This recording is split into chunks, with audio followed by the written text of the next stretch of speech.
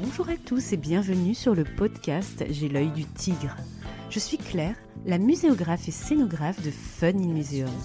Mon métier, c'est d'aider les musées, les équipements touristiques et tous les professionnels du patrimoine à trouver des solutions pour booster, rendre waouh l'expérience de leurs visiteurs. Chaque semaine, je vous donne les stratégies, les astuces et surtout de la bonne humeur pour réinventer avec moi le monde des musées, les rendre plus fun et vraiment accessibles à tous. Alors mettez-vous à votre aise, installez-vous confortablement et c'est parti pour l'épisode du jour.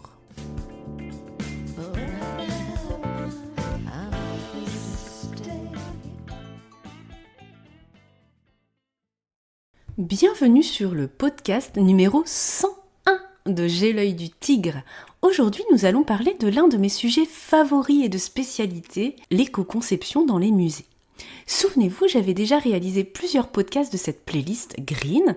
Si ce sujet vous intéresse, je vous conseille d'écouter ou de réécouter les épisodes numéro 61, Musée et éco-conception, numéro 44, Musée et développement durable, numéro 16, l'upcycling dans les musées et les expos, qu'on nomme aussi surcyclage ou recyclage par le haut, et enfin la mini-série Tourisme durable avec les numéros 66, 67 et 68. On se croit avec les numéros du loto. Si vous peinez avec tout ce vocabulaire et notamment la différence entre éco-conception et développement durable, je vous invite à réécouter cette playlist en particulier, le 44 et le 61, les deux numéros gagnants.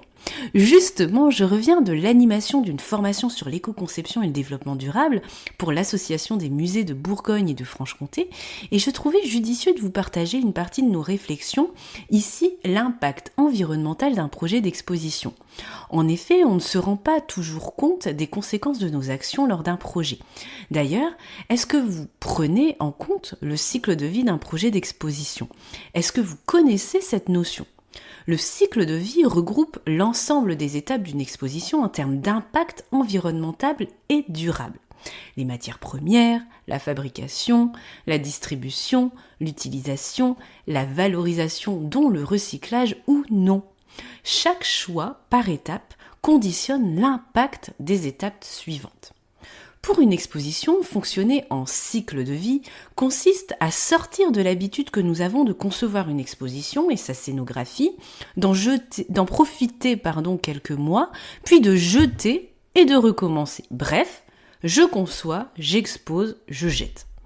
Qui n'a jamais fait ça ? C'est ce qu'on appelle un mode de production linéaire. Avec le cycle de vie, on recherche le circulaire. Les étapes du projet d'exposition forment un cercle vertueux composé de 5 étapes qu'on va voir ensemble. La première étape est l'étape de conception. C'est là où finalement beaucoup de choix se font. Déjà, c'est là où on décide de faire ou non un projet éco-conçu avec un référent éco-conception garant de notre démarche côté maîtrise d'ouvrage et côté prestataire. C'est là qu'on décide ou non d'intégrer un volet éco-conception dans nos cahiers des charges. C'est là qu'on impose ou non aux scénographes d'utiliser du mobilier de réemploi, par exemple, de notre parc de mobilier disponible, dimensionné et bien inventorié, bien sûr. La phase de conception, c'est aussi des choix de commissariat, de muséographie avec des outils de médiation plus ou moins responsables et énergivores, réemployés aussi, des choix de scénographie aussi avec des matériaux à choisir et à valider, une quantité de supports à imprimer, peut-être que vous avez été bavard en panneaux et en cartels, et aussi beaucoup de déplacements parfois pour des réunions sur place, beaucoup de mails, beaucoup d'impressions papier parfois. Toutes ces actions polluent, sans parfois qu'on s'en rende compte. Ainsi, par exemple, ne pas demander à un prestataire, scénographe ou muséographe de traverser la France pour une réunion de 2 heures, c'est faire un geste pour la planète et réduire l'impact environnemental de son projet. Choisir de ne pas construire que du neuf, pour sa nouvelle exposition, c'est aussi réduire l'impact environnemental de son projet. La deuxième étape du cycle de vie d'un projet d'exposition est le transport, aller-retour.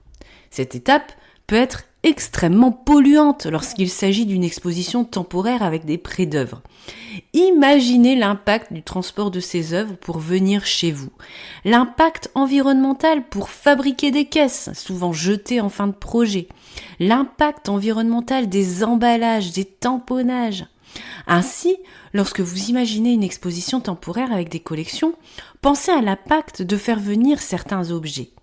C'est bien beau de tout fabriquer en bois brut issu de forêt éco-responsable pour faire exploser le compteur ensuite avec une liste d'œuvres à rallonge, comme si on faisait sa liste au Père Noël.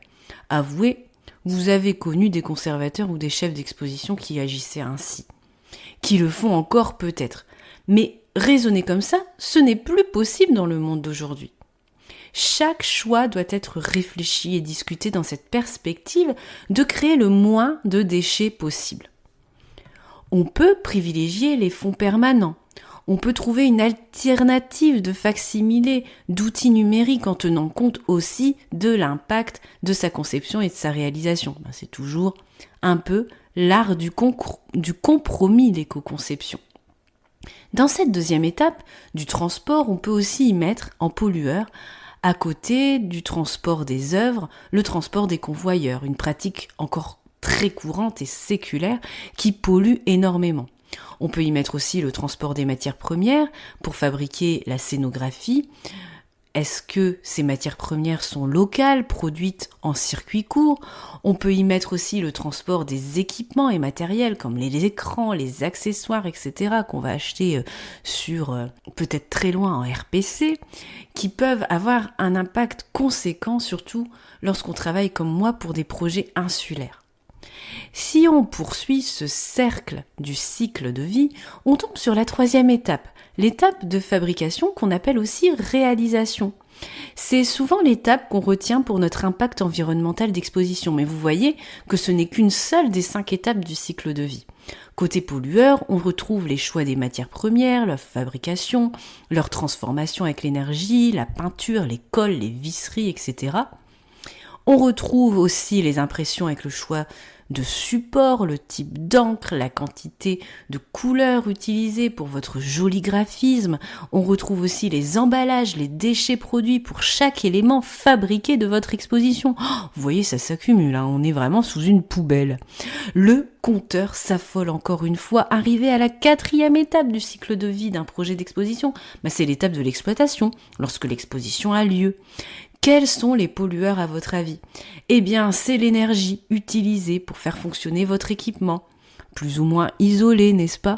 Le chauffage, la climatisation, l'éclairage avec une conservation plus ou moins verte. L'exploitation, c'est aussi le déplacement des visiteurs qui viennent voir votre expo avec un mode de transport plus ou moins responsable en fonction de ce que on lui propose, en transport en commun, en parking à vélo, en tarif préférentiel pour son geste sur la planète s'il vient en bus. C'est aussi l'organisation du vernissage avec sa nourriture plus locale, ses emballages, son nombre d'invités, ses déchets, l'absence de tri lorsqu'on débarrasse tout après le départ des convives. À cette étape, les pollueurs sont aussi la communication digitale, les fameux mailings pour les relations presse, les invitations, les newsletters.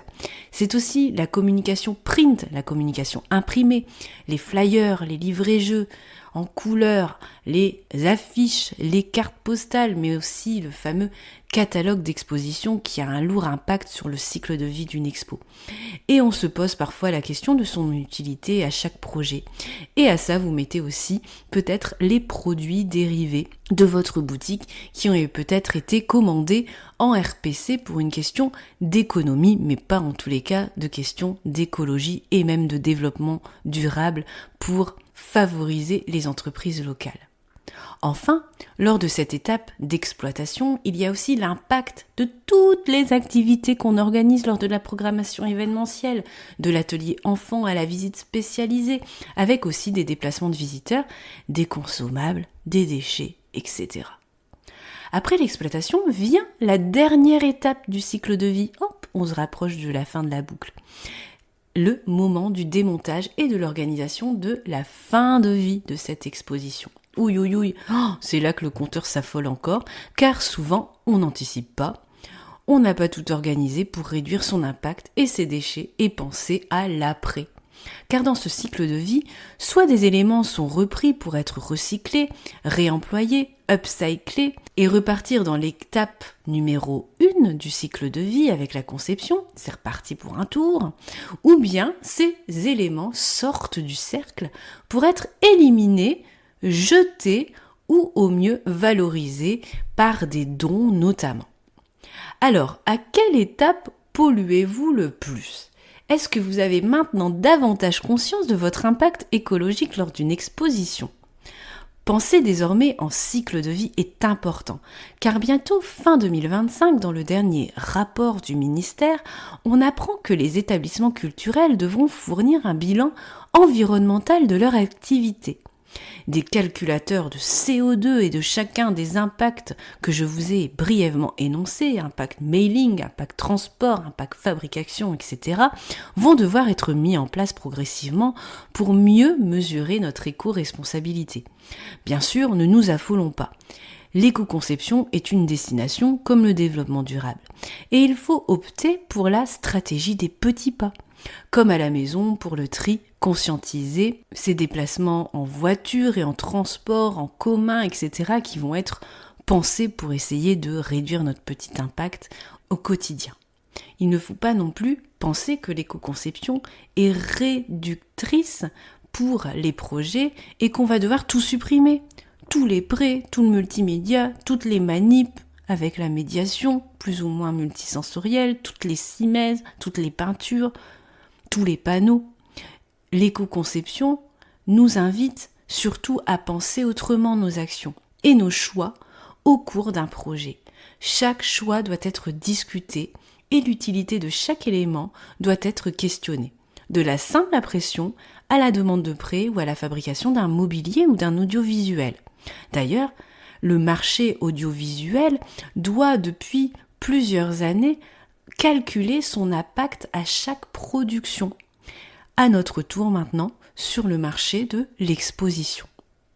Je vous rappelle donc en mes mots les 5 étapes du cycle de vie d'un projet où se joue l'impact environnemental de votre exposition et qu'il faut retenir. Étape 1, la conception. Étape 2, le transport. Étape 3, la fabrication. Étape 4, l'exploitation. Étape 5, le démontage et la fin de vie. Pour la liste des pollutions, je vous ai déjà dit pas mal de choses et il y en a peut-être d'autres à rajouter. Alors comment changer sa manière d'exposer ? Quelles sont les bonnes pratiques à adopter à chaque étape de ce cycle de vie pour parvenir à une exposition éco-conçue ? Eh bien, ce sera l'objet d'un nouvel épisode de J'ai l'œil du tigre en 2024. J'espère que ce numéro 101 vous a plu et que vous repartez avec plein d'idées pour des projets plus verts. Je vous souhaite une belle matinée, après-midi, soirée, où que vous soyez, et je vous dis à bientôt pour un épisode Évasion. Si le développement durable et l'éco-conception est un sujet qui vous intéresse, sachez que ma formation de 2 jours est toute prête et vous attend. Elle se trouve dans mon catalogue avec 12 autres formations. Vous pouvez télécharger le catalogue sur la page formation de mon site web www.funnymuseum.com, page formation dans la barre du menu. Je serai là pour vous fournir un devis personnalisé.